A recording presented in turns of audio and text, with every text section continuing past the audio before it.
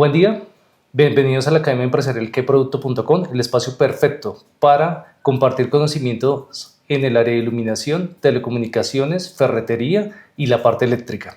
En el día de hoy nos acompaña el ingeniero Mario Quiroga, gerente de la parte técnica en el laboratorio Luminotest. Yo pensaría que es de las personas que más conoce de Retilab y de iluminación en el país. Pensaría, esperamos. No tanto, hay gente con mucha más experiencia. No. Pero lo bueno del ingeniero Mario, ¿qué es? Si es ingeniero electricista, adicionalmente tiene una maestría en innovación de negocios, acabó de graduarse, y como ustedes saben, nosotros solamente invitamos personas que tengan dos cosas importantes: el tema del conocimiento y la experiencia. Quien les habla, Fernando Moreno, ingeniero electrónico, magíster en administración de empresas del externado y maestría en comercio internacional de la SERGIO. ¿Por qué es tan importante el tema de títulos en esta academia? Porque esta academia es un poco más técnica de las que veníamos realizando anteriormente. Vamos a hablar mucho sobre Retilab, mucho sobre ingeniería electrónica, mucho sobre ingeniería, productos, registros de importación, importaciones. Vamos a hablar de todo lo referente a Retilab. Factor de potencia, calidad de energía, ¿no? Mejor dicho. O sea, tenemos muchos conceptos técnicos en esta academia. Entonces, bienvenido, ingeniero. Recuerden, señores, para no perder ningún tipo de contenido que generamos semanalmente, recuerden suscribirse al canal y adicionalmente activar la campanita. Entonces, ingeniero, comencemos. Bueno, muchas gracias, Fernando, por la presentación. A todos, buenas tardes, buenos días, buenas madrugadas, bueno, como estén en este momento. Vamos a hacer una breve presentación acerca del laboratorio de ensayos eléctricos e iluminación, que contextualiza todo lo relacionado al tema de certificación de productos, al tema de importaciones, al tema de la parte técnica en lo que respecta a cómo evaluar un producto bajo el reglamento Retilab, todos estos temas de transitoriedad que habla este nuevo reglamento. Y lo bueno es que esta presentación trae un poco de lo que actualmente salió, no sé, hace una semanita, referente a un proyecto de resolución modificatoria del Retilab 2024. Entonces estamos súper actualizados y es el momento para hablar de esos temas tan importantes. Ingeniero Mario, antes de comenzar pensaría que es importante entender por qué lo invitamos a usted y por qué creo que lo invitamos a usted y por qué es tan importante. Porque en el tema de Retilab y RETIE hay actores importantes: Ministerio, Superintendencia, ONAC, organismos de certificación de producto, organismos de certificación de personas, organismos de inspección y creo que uno de los más importantes, laboratorios de ensayos. Entonces, en la parte técnica usted es el que sabe y uno de los actores importantes en toda la parte técnica de las certificaciones. Por eso, bienvenido a la Academia Empresarial queproducto.com. Muchas gracias. Entonces, ahorita sí comencemos. ¿Por dónde vamos a comenzar? Bueno, está la presentación, no sé si ya la están viendo. ¿Todos? Sí. Listo, perfecto.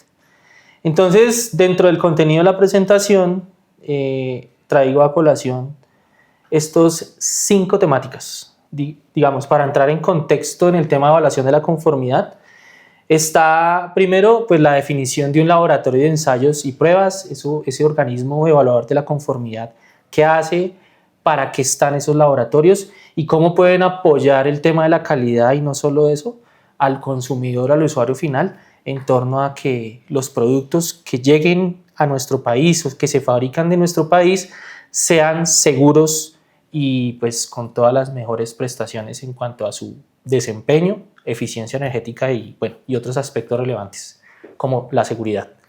Está el tema de la evaluación, definiciones de la evaluación de conformidad. Yo estoy muy seguro acá que Fernando pues, nos va a contar muy a grosso modo el tema del tema de importaciones, que es algo que está ahorita en el tema de la transitoriedad del reglamento.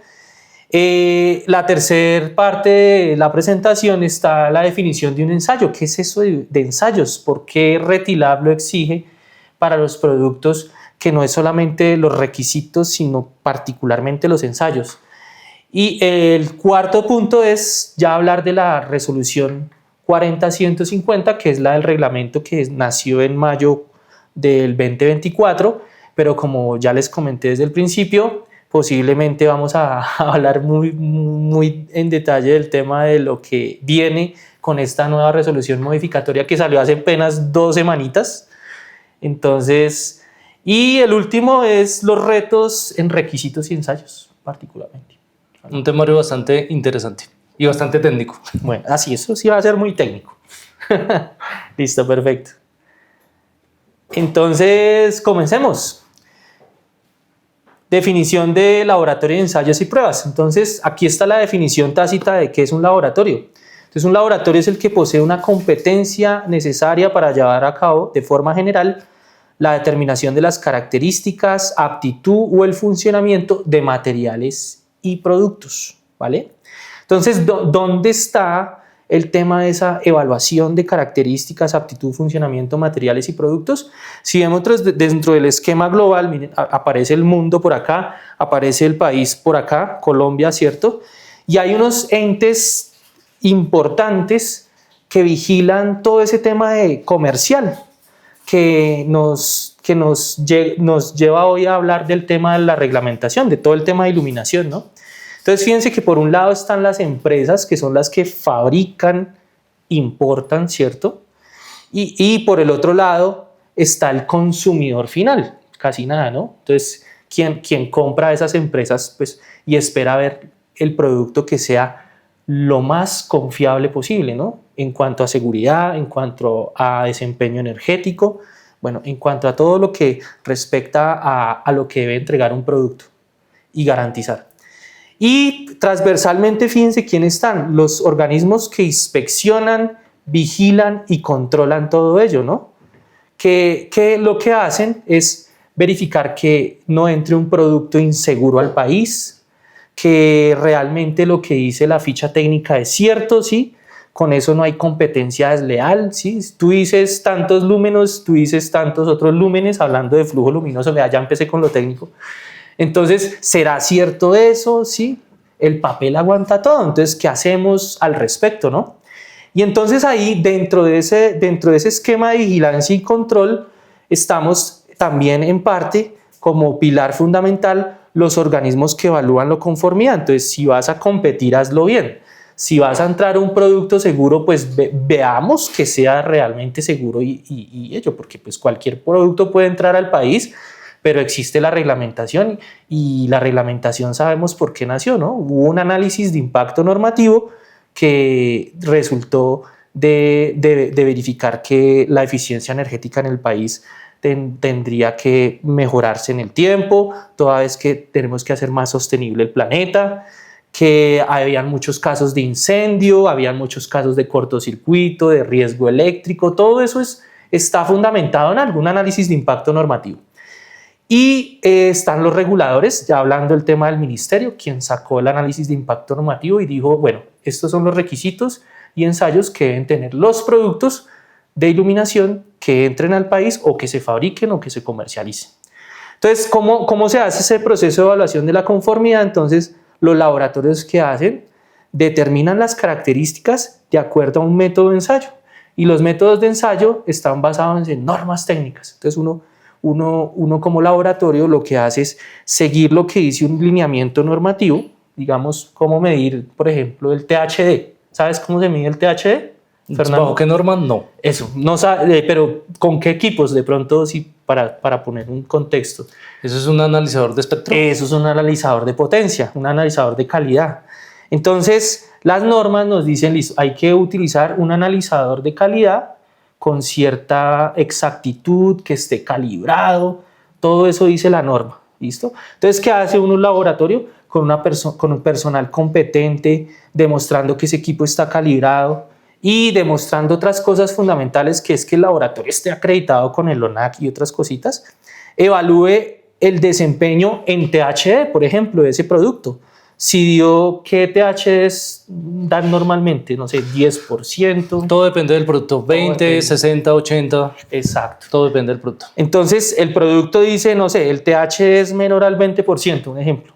Entonces, uno verifica con los equipos, siendo laboratorio, y la idea es que dé menoralmente. Si da más, pues algo está pasando con el producto, hay que hablar con el fabricante, hay que definir pues ciertas condiciones, toda vez que el país necesita un producto de mejor calidad y demás, por ejemplo. Si Esas normas que tú hablabas, ingeniero, ¿la mayoría son americanas, europeas o de qué país son? Hay de todo, hay americanas, pero en su mayoría son europeas, por ejemplo las IEC.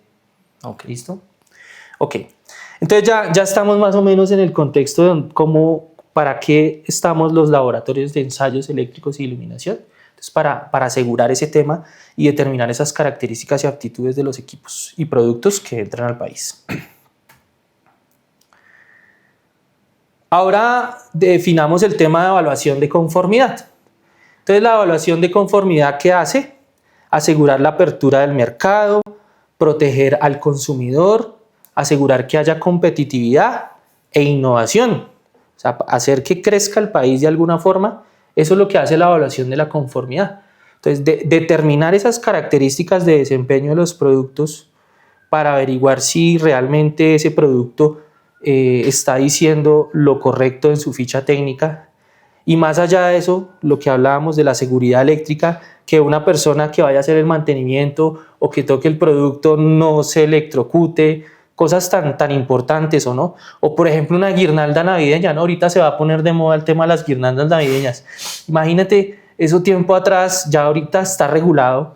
No sé si recuerdan esos cablecitos con los que se hacían las guirnaldas navideñas, unas miniaturas.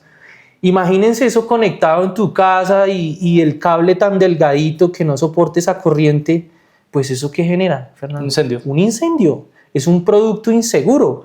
Entonces, de alguna forma, fíjense, ahí es donde el reglamento y en parte el ministerio hace todos esos análisis de impacto normativo y define, por ejemplo, en el RETILAB, que ya está bien hablado desde hace tiempo, los requisitos y ensayos para ese producto decorativo, ¿no? Entre otros, muchos, ¿no? El tema de la competitividad que hablamos, pues sí, tú tienes el mejor producto y la ficha técnica lo dice, y este otro también, pero ¿y cómo hacemos? O sea, ¿cómo evaluamos eso? ¿Sí? ¿Cómo definimos un criterio razonable para saber y determinar que lo que dices tú en ficha técnica es cierto? Todo eso hay que evaluarlo. Entonces, dentro de la evaluación con conformidad, lo que no queremos es que el producto sea inseguro. Lo que no queremos es que diga que dura 10.000, 50.000 horas y no dura. Lo que no queremos es que haya competencia desleal y lo que no queremos es que haya daño ambiental. Entonces, para eso está la evaluación de la conformidad. Entonces, ahí tenemos el RETILAB define, pues, y la mayoría de reglamentos, cómo es que se declara esa evaluación de conformidad. Entonces, se declara básicamente con una evaluación que hacen en parte los organismos de certificación de productos, para el caso de productos, para el caso de personas, los organismos de certificación de personas, para el caso de instalaciones, tú lo dijiste, los organismos de inspección, ¿cierto? Y para el caso de pruebas y ensayos, los laboratorios de ensayos. Entonces ahí entran dentro de la evaluación de la conformidad. Entonces existe una declaración de proveedor y existe una declaración de tercera parte. La declaración de proveedor se sustenta en ensayos de laboratorio. Entonces, por ejemplo, no sé, Fernando va a importar, ¿qué productos importas, Fernando? Un ejemplo. No, le importamos un bombillo. Eso, listo, un bombillo. Entonces, Fernando va a importar un bombillo. Entonces, si existiese el mecanismo de declaración del proveedor, ¿cómo sería? Entonces, debe demostrar de primera parte que cumple la 17050. La 17050, ¿qué es eso? Consiste en determinar de un lote de muestras, por ejemplo, Fernando coge de un lote de muestras, lleva a un laboratorio, ¿sí? Evalúa el lote, evalúa ese muestreo que hizo y verifica pues que dentro de su lote, ese muestreo que determinó de los resultados que espera. ¿Sí? ¿Listo? Sí, ¿y eso cómo se demuestra? Con pruebas de laboratorio. ¿Listo? Entonces ese es un mecanismo que existe, que es declaración de primera parte, declaración del proveedor. que a muchos dicen yo con yo, pero no es tan yo con yo porque, como le digo, ahí hay un laboratorio que respalda las pruebas. No es que, por ejemplo, voy a China y unos test reports, no. Esos test reports salen de un laboratorio que está acreditado, que tiene todas las temas de imparcialidad, confidencialidad y todo eso que se asegura toda vez que está acreditado y eso, y no pertenece a la misma organización, que sea independiente, imparcial, todo eso. Entonces, de alguna forma se demuestra ello. Entonces, no es así como tan yo con yo. Y todo eso, imagínense, lo vigila la Superintendencia de Industria y Comercio allá en la DIAN, ¿en dónde? En donde revisan todo este tema de el buce y todas esas cosas que ustedes los importadores la tienen muy clara, ¿no? Los del tema de importación. Listo. Y está el otro esquema, que es el esquema de tercera parte, que ya es: voy a un organismo de certificación de productos. El organismo de certificación de productos, que es un tercero, igual coge un lote de muestras dependiendo del esquema de certificación, que Retilab tiene 3 esquemas. El esquema por lote, o sea, que llaman esquema 1A, esquema B, esquema 4 y esquema 5. Listo. Entonces, de acuerdo a esos esquemas, se determina la certificación de los productos por parte de un tercero.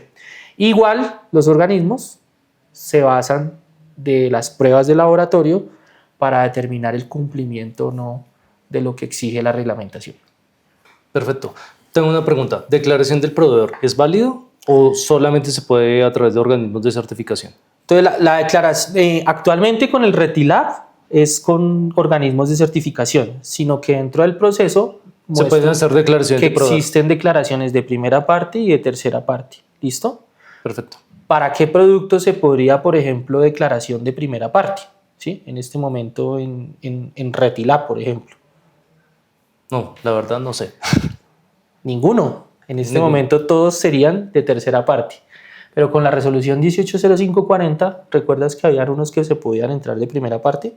Con esto ya queda claro que toca pues con un tercero. ¿Listo? O sea, toca certificar o certificar. No se pueden declaraciones de proveedor. No.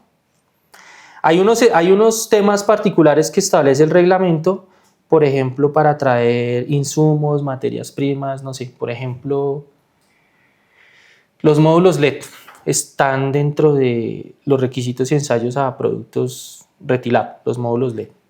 Pero, por ejemplo,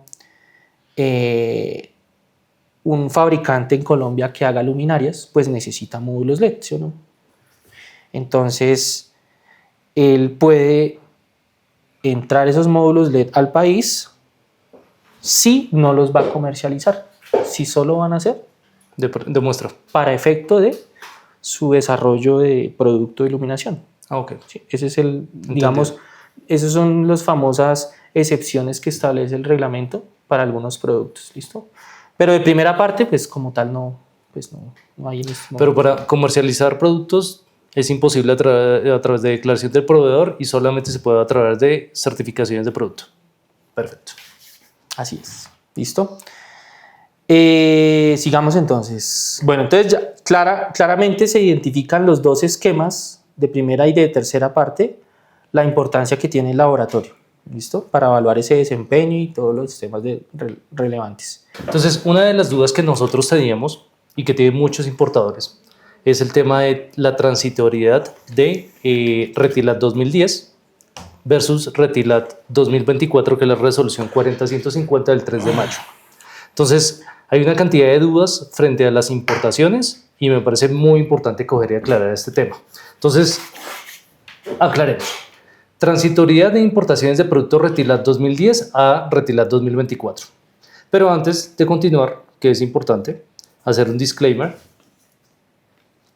de que el contenido de esta academia tiene un propósito exclusivamente académico, informativo y técnico, y las interpretaciones aquí expuestas respecto a la aplicación del Reglamento Técnico de Iluminación y Alumbrado Público, Retilab, se elaboran con base en el análisis de las normas actualmente publicadas y en principios generales de derecho administrativo y comercio exterior. Este material no constituye asesoría legal vinculante ni reemplaza la interpretación oficial que corresponde al Ministerio o a la Superintendencia. Si ustedes quieren tener una confirmación oficial, la única forma de tener esa confirmación oficial es el Ministerio o la Superintendencia. La Academia iqueproducto.com no asume responsabilidad alguna por decisiones que terceros adopten con fundamento en la información aquí contenida y se reserva el derecho de revisar, complementar o modificar sus criterios una vez emitan aclaraciones o nuevas disposiciones por parte de las autoridades competentes. ¿Por qué? Porque, como el ingeniero Mario estaba hablando, hay muchas resoluciones cambiando y el panorama puede cambiar de un día para otro. Entonces es muy importante esta cláusula de exoneración de responsabilidad. Entonces ahorita sí hablemos sobre la resolución 40318 del 2025, que es del 9 de julio. Entonces, ¿qué pasó con esa resolución? En esa resolución, en el artículo 3, modifica la resolución 40150, indicando que hasta el 31 de diciembre del 2025 se podrán realizar los procesos de otorgamiento, seguimiento y renovación de los certificados de conformidad de producto bajo la resolución 180540. ¿Eso qué significa? Que el deadline, la fecha límite para que ese certificado funcione es el 31 de diciembre del 2025. El 1 de enero ya no funciona ese certificado. Una vez finalice esta transitoriedad, estos certificados ya no serán válidos. Esto significa que la validez del régimen 2010 termina el 31 de diciembre del 2025 para cualquier actuación bajo su cobertura técnica o de certificación, emisión, renovación o uso como soporte regulatorio. ¿Por qué estoy leyendo? Porque es un tema bastante álgido y bastante detallado, entonces es mucho mejor leer en esta parte. ¿Qué interpretación jurídica se tiene que dar a un tema bastante importante y es la duda que nos asalta y le asalta a todo el mercado frente a las importaciones? Y dicen, oiga, yo tengo un registro de importación válido y es válido hasta el 2026. ¿Puedo nacionalizar productos con ese registro de importación, aunque sea hasta el 2026, pero ese registro de importación se basó y se conformó con la certificación del 2010? Lo que dice es que no. El registro de importación es una autorización previa para habilitar el ingreso, pero no consolida la nacionalización. El único documento que consolida la nacionalización real es la declaración de importación y adicionalmente el pago de los tributos en esa declaración. Solo en ese momento el bien adquiere situación jurídica definitiva en el territorio nacional. Para concluir este punto, que es la duda que tienen muchas personas con tema de registro de importación y declaración de importación, aunque el registro de importación haya sido emitido antes del 31 de diciembre del 2025 y esté vigente para el 2026, la fecha que determina el régimen técnico aplicable es la fecha de nacionalización, no la fecha de registro. Adicionalmente, hay ciertas implicaciones para Retilat, y es, si la declaración de importación se acepta antes del 31 de diciembre del 2025, el producto queda amparado por Retilat 2010. O sea, lo más importante que es nacionalizar antes del 31 de diciembre del 2025, que usted tenga la declaración en firme. Si la nacionalización ocurre a partir del 1 de enero del 2026, ya no puede ampararse bajo certificado 2010, incluso si el registro de importación sigue vigente, que era lo que habíamos hablado. El certificado 2010 pierde validez regulatoria desde esa fecha. No existe disposición transitoria que extienda su uso para nuevas nacionalizaciones. Lo que mencionaba el ingeniero, hay un proyecto para modificar la resolución 2024, pero al final de cuentas es un proyecto. Hasta que no esté en firme, no podemos hacer absolutamente nada. El principio técnico de Retilat es que el producto debe mostrar conformidad vigente al momento de su puesta en el mercado nacional y ese momento se produce con la nacionalización. Aquí también tenemos que aclarar una cosa, ingeniero, y es el tema de la certificación. La responsabilidad del importador es que a la hora de nacionalizar el producto, el certificado esté vigente. Claro. Esa es la responsabilidad, ¿sí? Claro. Yo cojo, nacionalizo el producto bajo una certificación vigente. ¿Qué pasa en el caso hipotético que yo haya nacionalizado y al mes o a los 2 meses se me vence el certificado? Lo que dice Retilat, ¿qué es? Y es que la responsabilidad es a la hora de nacionalizar. Yo puedo seguir comercializando los productos aunque el certificado ya no esté vigente. Ya no está vigente. Y eso tiene que tener, pues tiene que ser muy claro. ¿Por qué? Porque muchos usuarios finales, por ejemplo, ¿qué va a pasar en el 2026 o el 2027? En el 2026, en agosto, en caso hipotético, va a pedir la certificación del producto, pero ese producto fue nacionalizado en el 2025. Entonces, el importador, el comercializador, puede seguir comercializando, aunque ese certificado no esté vigente en ese momento. Lo importante es que haya sido nacionalizado antes del 31 de diciembre. Claro. 31 de diciembre del 2025. ¿Cuál es el riesgo práctico y qué se tiene que tener cuidado? Y es que la DIAN podrá permitir el levante del producto en enero del 2026, aunque la certificación ya no esté vigente, el registro de importación se alargó, estaba vigente el certificado, se nacionaliza la carga en contravía de la norma, pero la superintendencia o el Ministerio de Minas y Energía podrían objetar su comercialización, argumentando que el producto fue puesto en el mercado nacional después de la fecha de vigencia del Retilat 40-150 y por tanto debe mostrar conformidad según esa norma. Con la nueva. Con la nueva.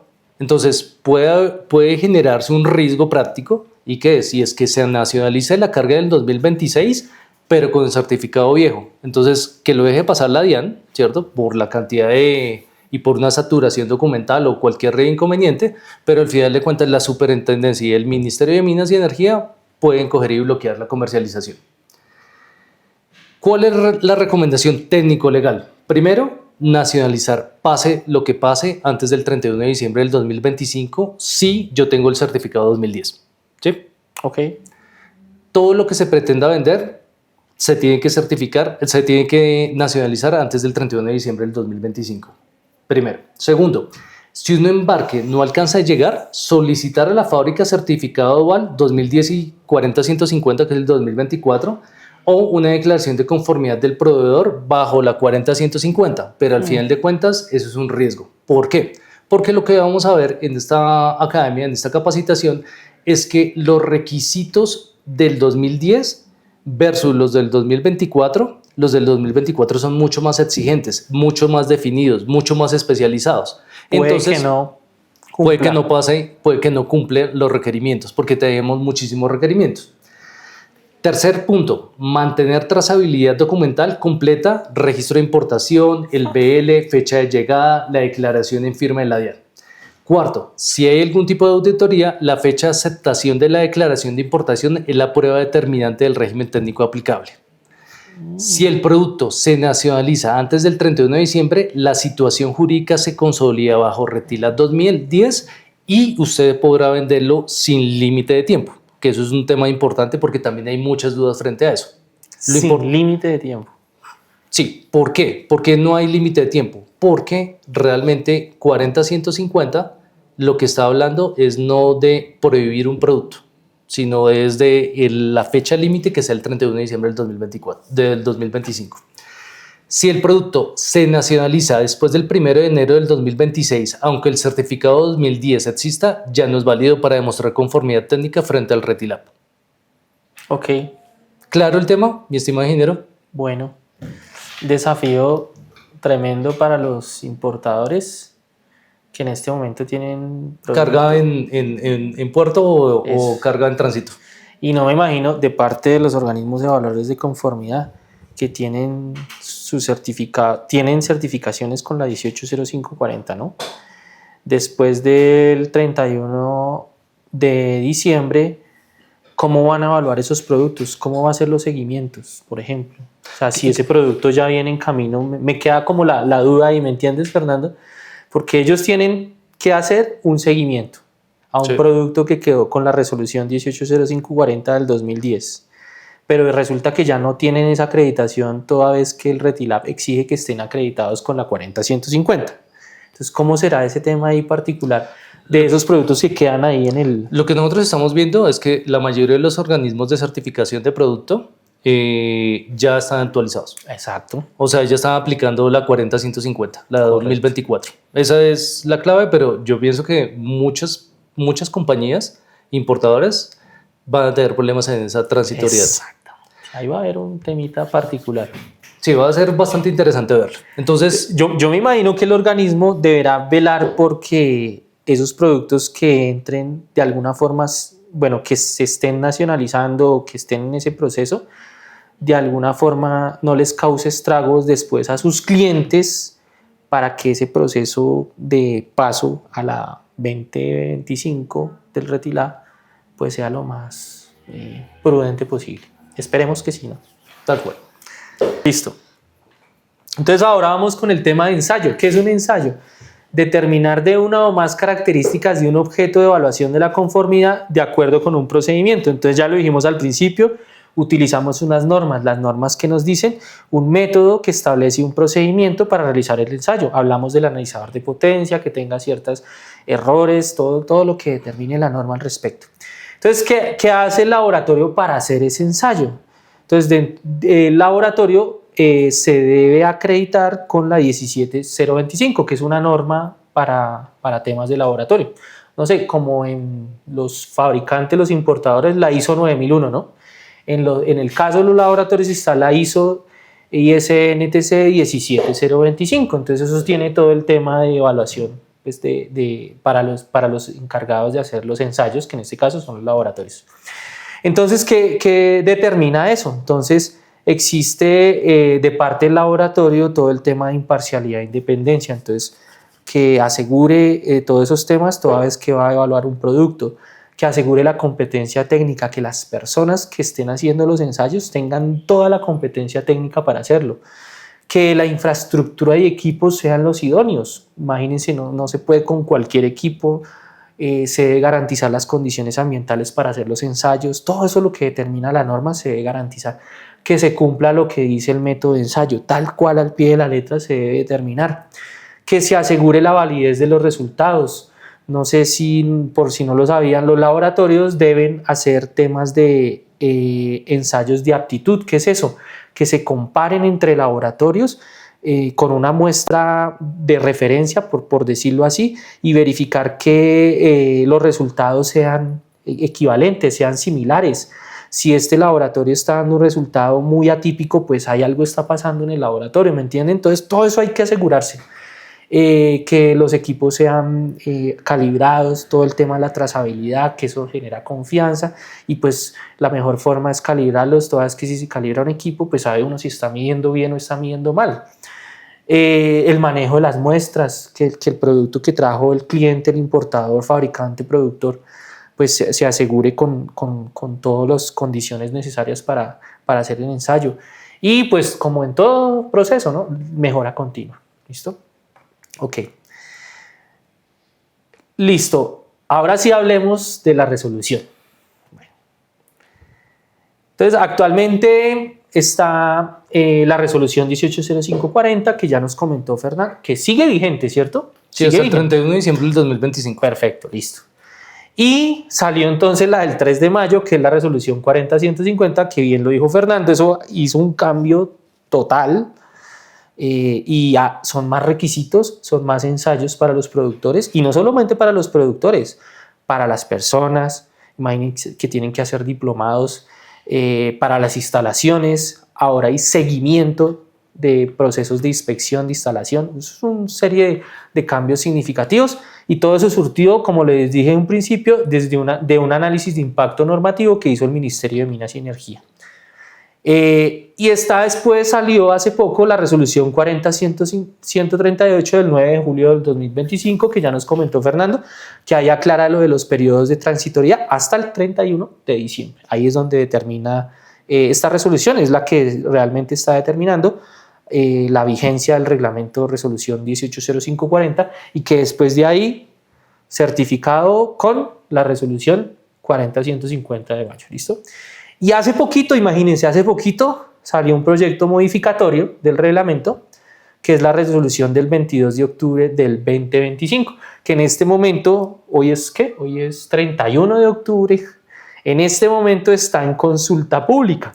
Entonces, seguramente Fernando estará preparando comentarios, yo me imagino. Todas las empresas, todos los productores estarán preparando comentarios para elevarlos al Ministerio de Minas y Energía. Y ahí les comentaré en parte qué es lo que trae esta resolución modificatoria, que por experiencia lo digo, va a ser lo que va a quedar. Pues es mi experiencia lo que he visto, ¿no? Pero pues no sabemos porque todo depende del gobierno. Como dijo Fernando, es una resolución que está en proyecto, Entonces, no sabemos. Yo he visto por experiencia que ha surtido el tema, pero no sabemos, ¿sí? No lo puedo confirmar. Bueno, dentro de las diferencias que notamos acá entre la resolución 180540 y la nueva, fíjense cómo cambia ahora el tema, el alcance de productos, ¿no? Antes era una tabla que definían nombres comerciales de productos, eran 38 productos nomás, ¿listo? Entonces ahí veíamos temas arancelarios, los códigos arancelarios. Y el ministerio cambió eso totalmente, ahora ya no se definen por códigos arancelarios ni nada de eso. El ministerio dice que definiéndolo así, de pronto cabía posibilidad de que entraran productos de otra manera, siendo para uso diferente. Lo que pasa es que en las posiciones arancelarias, lamentablemente, el importador es el que define por cuál posición va a hacer la nacionalización. Entonces, si yo, como el Retilat 2010, el 180540, estaba estipulado por posición arancelaria, si yo no quería certificar el producto, pues mandaba un producto por otra posición. Lo catalogaba de otra forma. Lo catalogaba de otra forma, cumplía condiciones de otra forma y pasaba sin ningún tipo de certificación de producto. Claro. Entonces, ahí es donde tú cogías y veías una guerra de precios, donde había productos que no cumplían las normas, pero al final de cuentas estaban en el mercado y estaban destruyendo los precios del mercado. Vea pues, eso es lo que llaman competencia desleal en parte, ¿cierto? Sí. Exacto. ¿Ven? Interesante.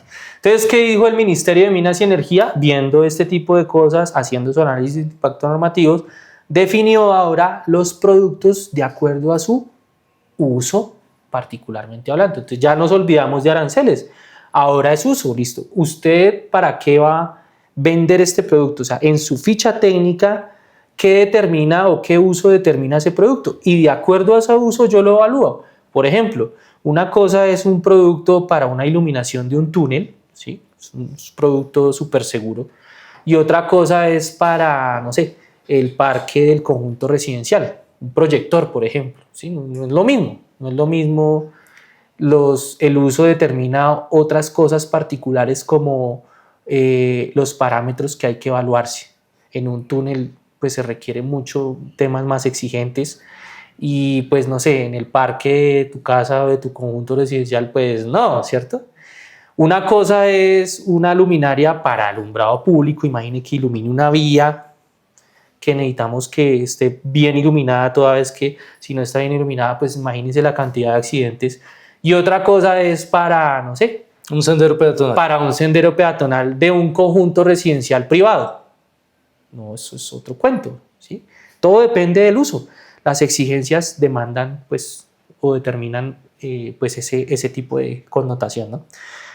En cuanto a su uso. Entonces tenemos ahora 10 categorías. Simple, sencillo. Y esas 10 categorías se desglosan en 41 productos.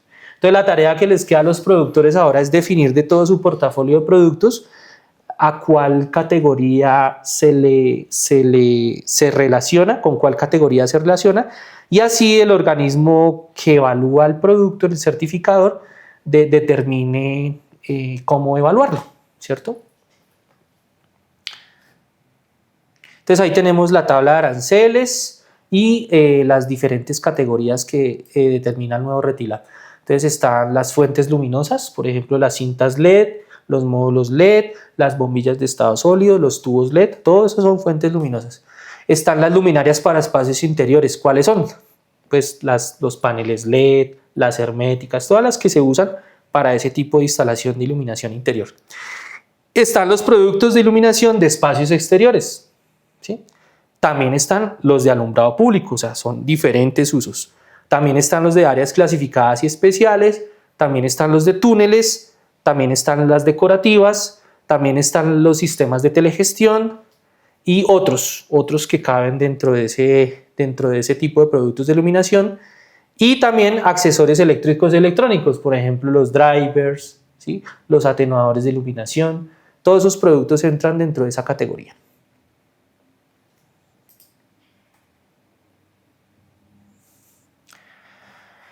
Entonces vemos dentro de los grandes cambios con respecto a la 180540 que citábamos, miren, por ejemplo, antes se exigía requisitos de ensayos para las fuentes luminosas y luminarias móviles y o baterías mayores o iguales que tuvieran tensión mayor o igual a 25 voltios. Con el nuevo RETILAB, resolución 40150 del 3 de mayo, mayores a 3 voltios, más exigente, ¿cierto? Ya no es 12, ya no es 25, sino es 3 voltios. Pero fíjense que hay en el proyecto resolución modificatorio, se cambió el 3 voltios, ahora es mayor a 12 voltios. Eso es lo que viene proyectado, ¿no? Porque lo que actualmente está en la resolución 40150 es desde 3 voltios para adelante. Con este proyecto modificatorio del 22 de octubre es de 12 voltios en adelante, ¿listo? Y también la potencia, mayores iguales a 10 vatios, por ejemplo, ya determinan evaluación de conformidad y exigencias reglamentarias. Entonces ahí tenemos esto. Cuando en la 40150 estaba desde 3 vatios, entonces ya cambió a 10 vatios con el proyecto de resolución modificatoria, ¿listo? Y pues ahí es donde ya hablamos que se amplía la vigencia, que ya lo estableció la resolución de julio, del 9 de julio, en donde se amplía la vigencia hasta el 31 de diciembre de este año. ¿Qué otros aspectos relevantes hay en el análisis de impacto normativo? Vean, esa resolución del 9 de julio definió, de acuerdo a un análisis de impacto normativo que hizo el Ministerio con la resolución 40150 del 3 de mayo, los cambios que iban a haber de este nuevo RETILAB. Y no nos defraudó el Ministerio, porque ahí está constatado en el proyecto de resolución modificatorio, que es el del 22 de octubre. Entonces, por ejemplo, en el análisis de impacto normativo que quedó en la resolución del 9 de julio, quedaron en las mesas de trabajo, que yo participé en las mesas, Fernando creo que también participó en las mesas, en donde se discutieron temas de esa resolución nueva del 2024, y entonces quedaron temas como incluir definiciones de ensayos destructivos y no destructivos.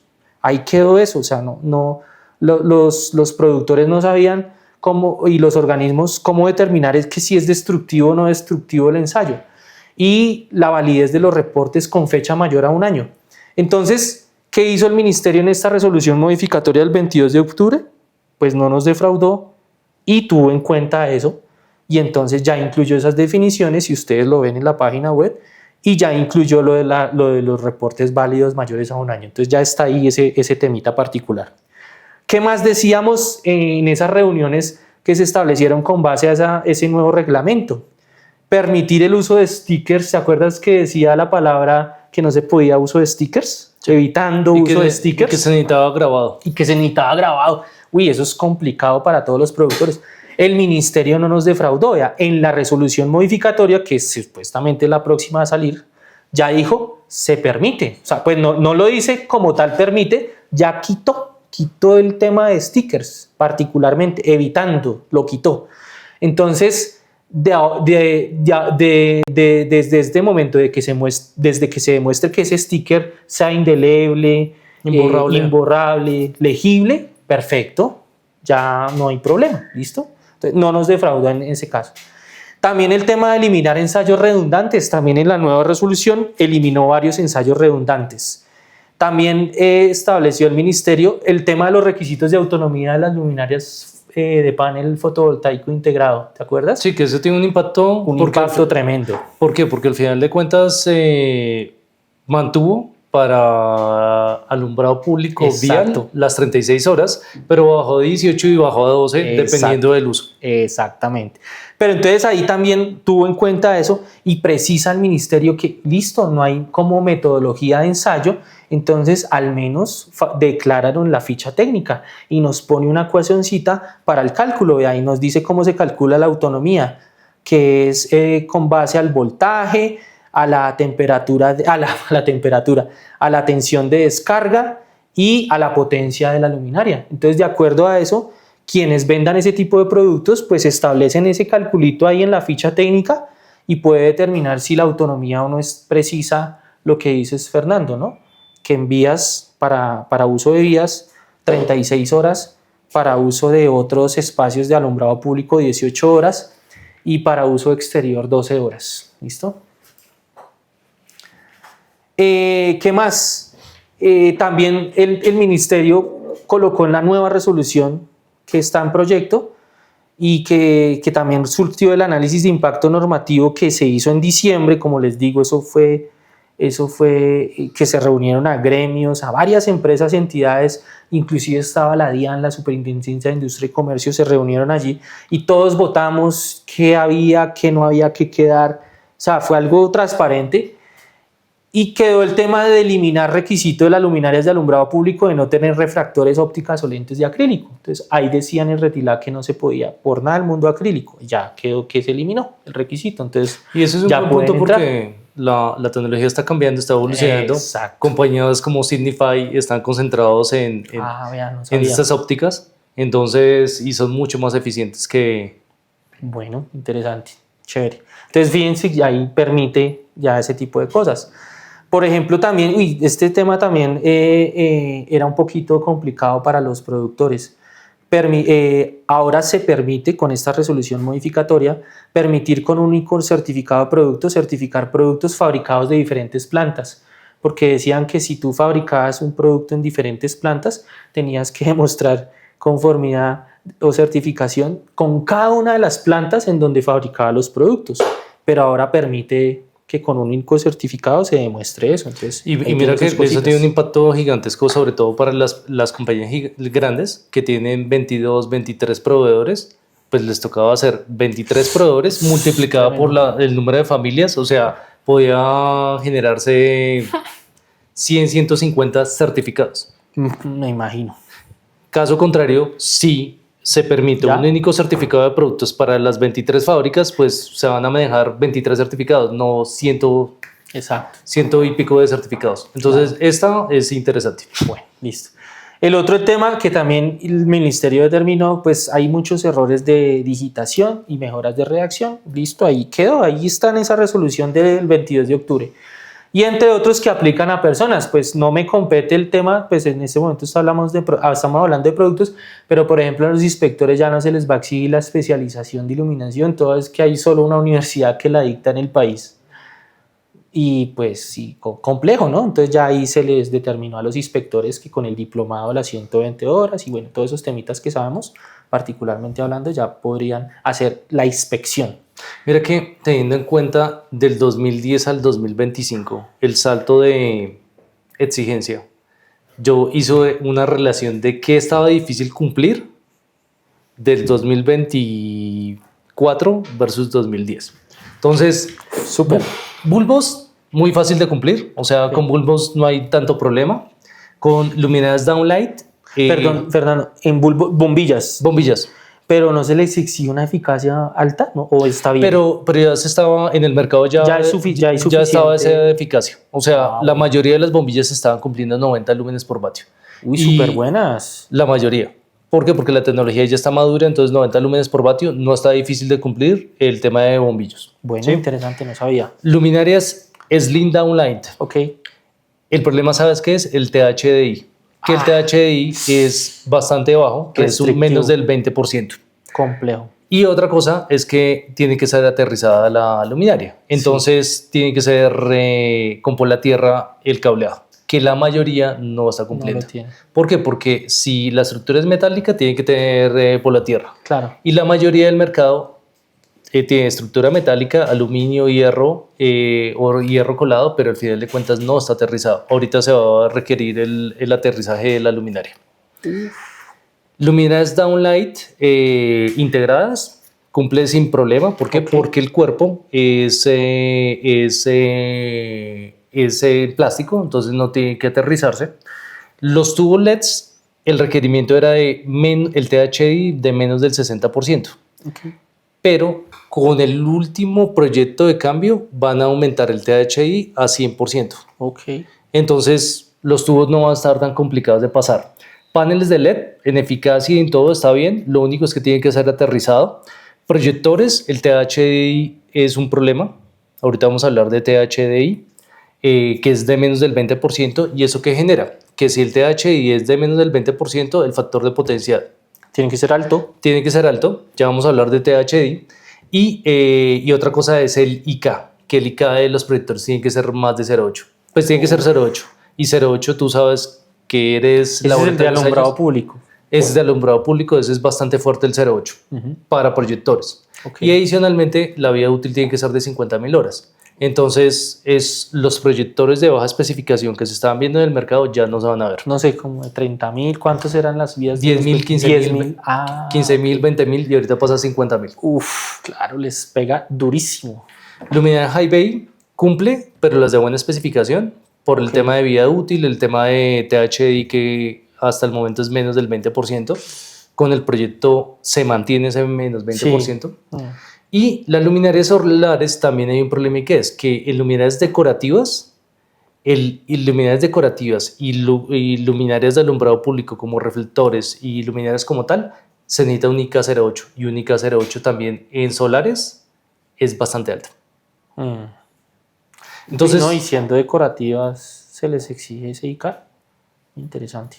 Sí, entonces ese es uno de los problemas que hay con el modo Retilab. Bueno, interesante, chévere eso que traes a colación, Fernando. Qué bueno. Que del punto de vista del mercado, ¿no? Que es interesante eso. Listo. Entonces vamos a ver el tema de ahora, los retos que trae esta reglamentación en cuanto a requisitos y ensayos. Entonces, antes de hablar de esos retos, pues quiero dar como el debido proceso que se debería, digamos, como recomiendo, determinar o debería determinar un productor para certificar un producto con la nueva resolución. Entonces aquí doy como el paso a paso, ¿listo?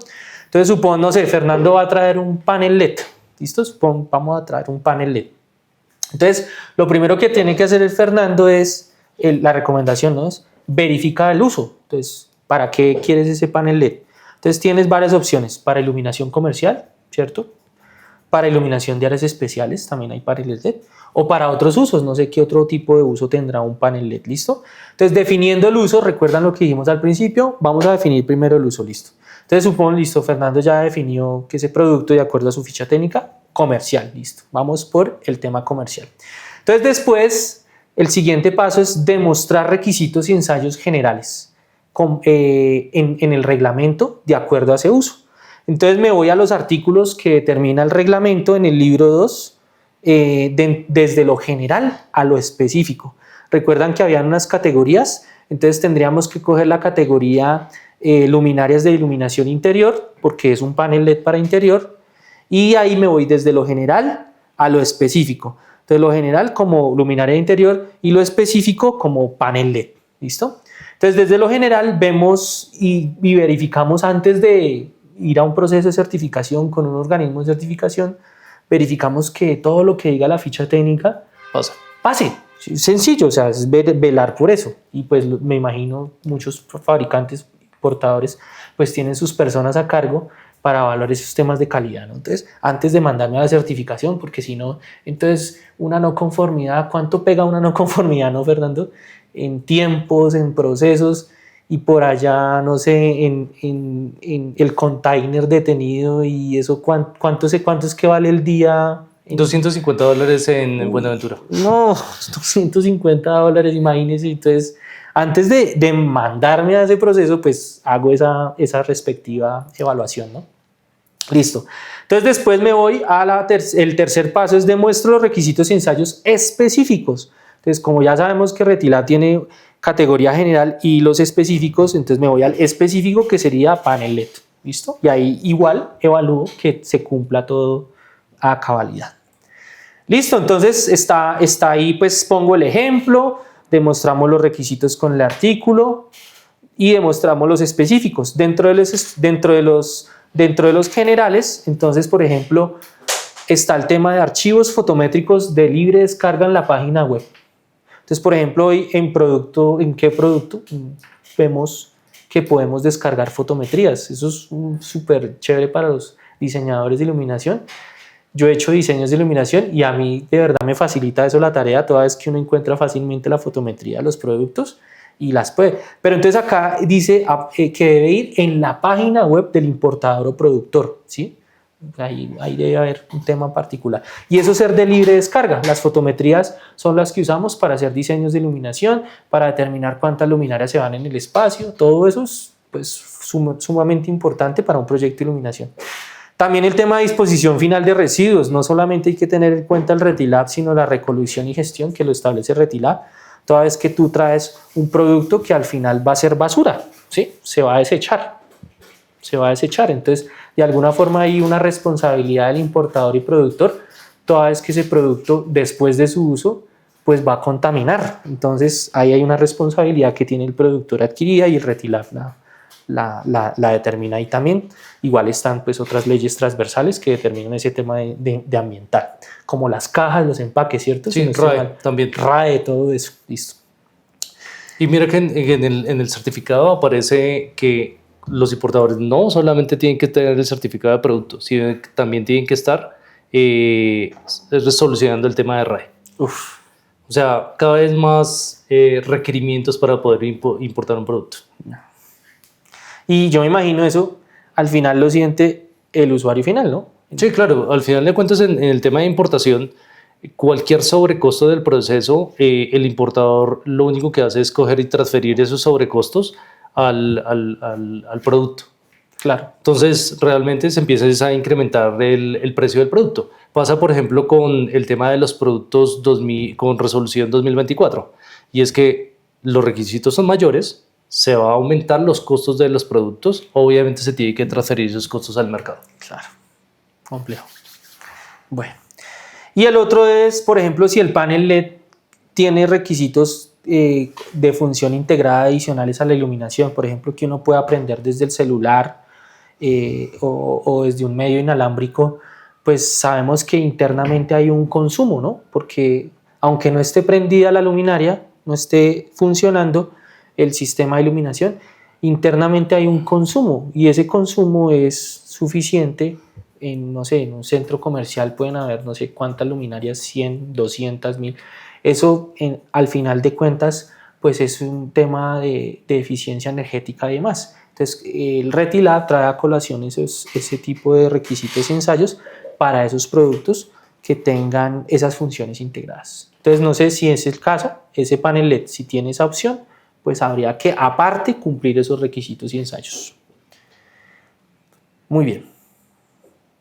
Y ya nos vamos al de los requisitos generales, por ejemplo, el índice de reproducción de color mayor o igual a 80, ¿qué tales son los paneles LED? Fácil. ¿Sí los cumplen la mayoría? Sí, sin ningún problema. Perfecto. Hay una excepción a la norma en el IRC y es las unidades de emergencia.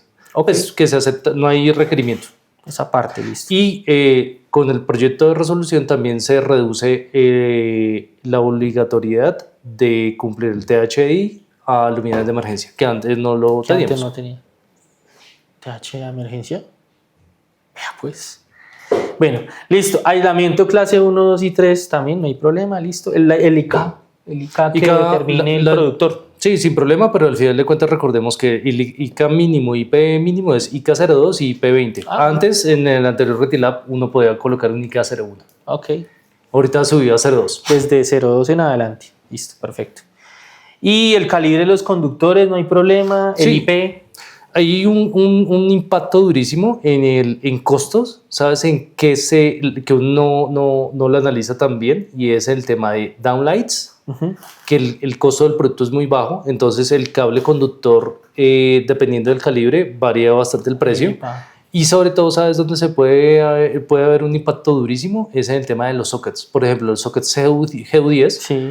el costo del producto del conductor es aproximadamente un 30% del dispositivo. Vean. Entonces, si yo tengo un calibre mayor, lo que determina realmente Retilab 2024 es que tiene que ser mayor a 0.5 milímetros cuadrados el área del conductor. Si yo le coloco no 0.5 sino 0.7, se puede disparar el precio del producto un 10% o un 15%. Y adicionalmente el largo del conductor. Para un socket GU10 no se determina la longitud, pero lo mínimo que se recomienda es 10 centímetros, pero hay gente que utiliza 12, 15 centímetros y ahí es donde vemos esa cantidad de variaciones de precio en los sockets GU10, por ejemplo. Vea pues, interesante, no sabía. Listo. Y lo del IP, debe declarar el grado IP, dependiendo, listo. El tema del manual de instrucciones de instalación, mantenimiento y reemplazo, pues eso ya todo lo tienen, ¿sí? Hay un tema importante que tenemos que hablar, ingeniero, y que decía el tema de fichas técnicas. Ok. Antes, Retilab 2010 hablaba cosas muy generales sobre qué tenía que tener una ficha técnica. Ahorita en la norma es extremadamente preciso toda la información que se tiene que tener en la ficha técnica. Sí, señor. Entonces lo que vamos a ver qué es, y es que en las fichas técnicas, manuales de uso, la mayoría de importadores en este momento tienen que estar modificando esas fichas técnicas Claro. y manuales de uso. Y esos para cumplir. portafolios grandísimos que algunos determinan, me imagino esa tareita con este nuevo reglamento. Bueno, listo. Y dentro de los nuevos ensayos que se exigen, pues como decía Fernando desde el principio, hay más ensayos, por ejemplo, que determinó el Ministerio de Minas y Energía. Protección contra choque eléctrico, se habla de corriente de fuga, distancias de aislamiento, vida útil, potencia en modo de espera, si aplica lo que evaluamos, que si tiene otro uso o función de iluminación, resistencia mecánica en los terminales. Entonces son otros ensayos adicionales. Ingeniero, pregunta, ¿cómo Luminotest calcula la vida útil? ¿Cómo se puede calcular la vida útil? Que eso es un punto supremamente importante de este nuevo Retilab. Entonces, con respecto a vida útil, pues importante tener los LM80 para poder hacer esos cálculos que llaman TM21 y determinar si el producto o ese chip dentro de ese conjunto hermético no calienta lo suficiente como para que se degrade la vida útil rápidamente. ¿Listo? Y la otra forma es, por ejemplo, en Luminotest también hacemos el ensayo de vida útil con un proceso de acelerado. Entonces, no sé, una luminaria de 30.000 horas apenas se prueba 10 días y con eso es suficiente para verificar el L70. Todo el mundo piensa que son 8.000 horas, eso son como, ¿cuántos meses? 6.000 horas, eso son como 8 meses. Y pues un proceso de certificación que dure 8 meses, no, pues no. Entonces lo que hacemos nosotros en Luminotest es evaluamos la vida útil de acuerdo a un método de ensayo que se puede y apenas son 10 días y por mucho, por ejemplo en alumbrado público que son 100.000 horas, 33 días. Listo. Y de esa forma se determina el L70, que es lo que pide Retilab, que no deprecie más del 30% del flujo luminoso. ¿Listo? Bueno. Listo, el tema de fotometría, ya vimos la importancia que tiene. El tema de IK, en parte, el golpe. El tema del ensayo incandescente transversalmente con las luminarias decorativas, pues la idea es que no se, que ese material plástico, por ejemplo, en todo producto eléctrico, en todo producto de iluminación, que no propague el incendio por si, no sé, de alguna forma se calientan los cables internamente o hay un cortocircuito.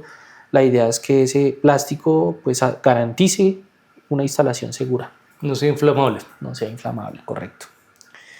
El tema del ensayo de vida útil, ya lo mencionamos. Aquí dejo a colación las normas, por ejemplo, que determinan esos ensayos de vida útil acelerada. Como les digo, no hay que esperar 6.000 horas, se pueden hacer y en el caso de Luminotest hace ese tipo de ensayos para quienes determinen la evaluación de conformidad con Luminotest. El tema del ensayo de medición de potencia en modo espera, por ejemplo, lo vimos con el panel LED. Si dispone de esa función, entonces hay que evaluar que ese consumo no sea mayor al valor establecido por el reglamento. No sé, 0.5 vatios pide Retilab en algunos, para los drivers que tengan esa función en modo espera, que no determine pues ese consumo mayor a ese valor, como lo determina Retilab. Esa medición, ¿cómo lo hace? En modo de espera. Entonces, hay varios métodos y en particular hay uno que determina. Entonces, se deja funcionando la luminaria plenamente, en uso pleno, ¿listo? Después se apaga, ¿sí? Y se deja en modo de espera, o sea, como en modo activo. Y ahí se mide el consumo por una hora se mide. Se mide cuánta potencia está demandando por una hora, con un cierto barrido de medición de tensión, corriente y potencia. A la final se determina el consumo en esa hora y la idea es que no sea mayor o igual al valor establecido por el reglamento. ¿Y en sensores, por ejemplo? Igual, aplica lo mismo. Entonces, si tienen esa función, ¿no? Si tienen esa función de modo de espera. Si no tienen la función de modo de espera, no hay problema. Pasa como un driver, como un controlador normal, dentro de los requisitos que establece la reglamentación, en donde te acuerdas que hay un título que se llama accesorios electrónicos, eléctricos y electrónicos, ahí.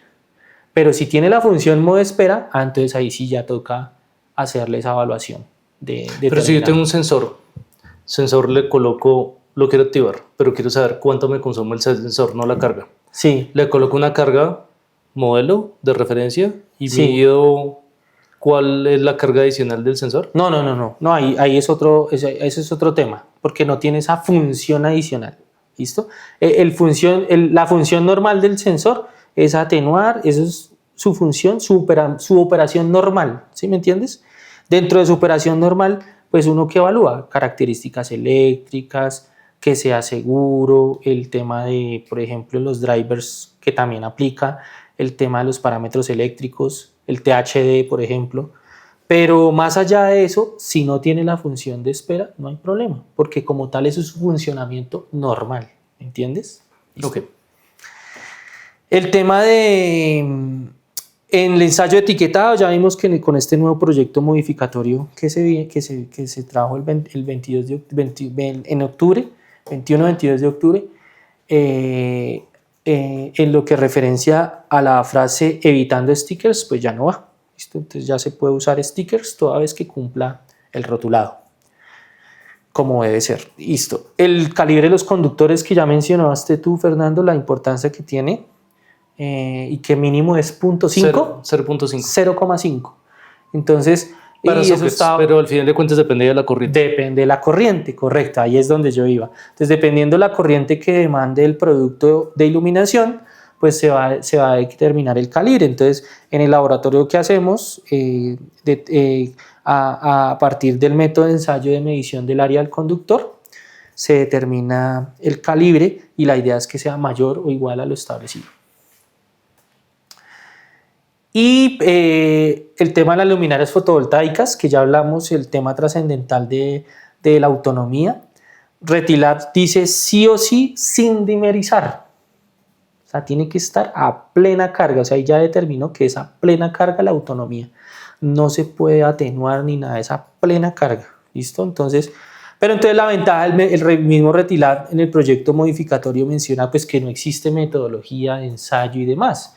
Entonces, ¿cómo va a soportar eso el fabricante, importador o productor? Pues tendrá que soportarlo en donde especifique en su ficha técnica con el cálculo que determina. Hay una formulita que ahí está expresada, la autonomía en horas. Con esa formulita se determina el cálculo de las horas, ¿listo? Y eso pues de alguna forma hay que demostrarlo, ¿no? Claro, pero ingeniero, una pregunta. Si yo quiero medir la autonomía Luminotest, nosotros lo podemos hacer. ¿pero cómo lo hacen? Entonces, ¿qué hacemos nosotros? Lo dejamos a plena carga, el sistema a plena carga, y la idea es mirar la atenuación de luz que hubo si no es lo suficientemente considerable durante ese tiempo de las 36 horas. ¿Y cuánto es suficientemente considerable? Pues que no esté más del 5%, por ejemplo. Okay. Eso es suficientemente considerable. Y eso pues lo que data la norma, ¿no? Que aún no es norma, es una especificación técnica. Entonces, por ahora lo hacemos así. Ahora, ustedes deciden si es la mejor opción, toda vez que aún no existe la metodología de ensayo. O sea, depende del importador. Y en este momento está en comité. Por eso el Retilab trae a colación esa fórmula, que es así, hay que determinarle de alguna forma, ¿no? Todos esos parámetros se deberán determinar. ¿Y cómo los va a determinar? Entonces ya es otro tema particular, que es medición de parámetros eléctricos. Entonces, hablando del tema de autonomía, entonces ya Retilab considera que los fabricantes, dentro de la especificación técnica, dentro de la ficha técnica, determinen la autonomía de acuerdo a una fórmula que establecemos ahí en la presentación, en donde C es la capacidad nominal de la batería, B es la tensión nominal de la batería y D o D es la profundidad de descarga de la batería, entonces que puede estar entre 0 y 1. ¿Listo? Y por último, P, pues es la potencia de la luminaria en vatios, que pueden, no sé, normalmente son de 12 vatios, son pequeñas las potencias de las luminarias fotovoltaicas. O sea, realmente tú puedes medir la autonomía sin ningún tipo de problema. Ahí está fácil. Sin dimerización, la clave. Sí, no se puede dimerizar, correcto. ¿Y por qué te digo que sin dimerización? Porque hay un tema ahí que decís que la mayoría de este tipo de luminarias tienen sensores para activar y Claro. activar, dimerizarse, controlar flujo para alargar la autonomía. Sí, nosotros hemos visto ese tema en el laboratorio, entonces lo que hacemos es decirle al fabricante importador si nos permite deshabilitar esos sensores toda vez que se debe terminar a plena carga. ¿Listo? Listo, Fernando, por hoy es todo. Muchas gracias. Bueno, muchas gracias, ingeniero. Cordialmente invitado a otra capacitación y muchas gracias por compartir toda esa información, la experiencia de más de 20 años. 20 años. 20 años hablando de iluminación, hablando sobre pruebas. Entonces, muchísimas gracias, ingeniero. Con mucho gusto, Fernando. A todos ustedes, muchas gracias.